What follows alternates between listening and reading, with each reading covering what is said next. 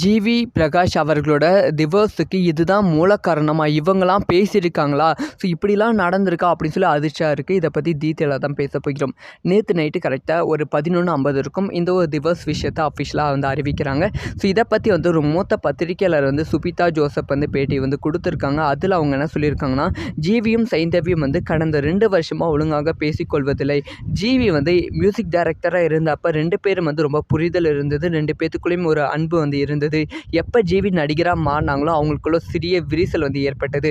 அதே போல் ஜிவி பிரகாஷ் சம்பாதிக்கும் பணத்தை சைந்தவி தனது தாய் வழியாக செலவு பண்ண ஆரம்பித்தாங்க. முக்கியமாக ஜிவி பிரகாஷ் தமிழ் திராவிட அரசியல் மைண்ட் செட் உள்ளவங்க. ஆனால் அவங்களோட அதாவது சைந்தவியோட தாய் சனாதானத்தை தூக்கி பிடிப்பவர்கள். இந்த 2 விஷயமே மிகப்பெரிய ஒரு சர்ச்சையாக வெடித்தது. 2 பேத்துக்குள்ளேயும் ஒரு பிரச்சனை உருவானது.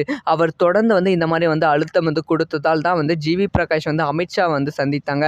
இந்த அமித்ஷாவை சந்தித்த அப்புறமா மீண்டும் இந்த ஒரு பிரச்சனை அதிகமாக வெடித்தது. அவங்களோட அதாவது ஜிவி பிரகாஷ்க்கும் ஜிவி பிரகாஷ் அவர்களோட மாமியாருக்கும். ஸோ அவங்களோட மாமியார் தான் ஜிவி பிரகாஷ் அவர்களோட டிவோர்ஸ்க்கு மிக முக்கிய காரணம் அப்படின்னு சொல்லப்படுகிறது. அப்படின்னு அவங்க சொல்லி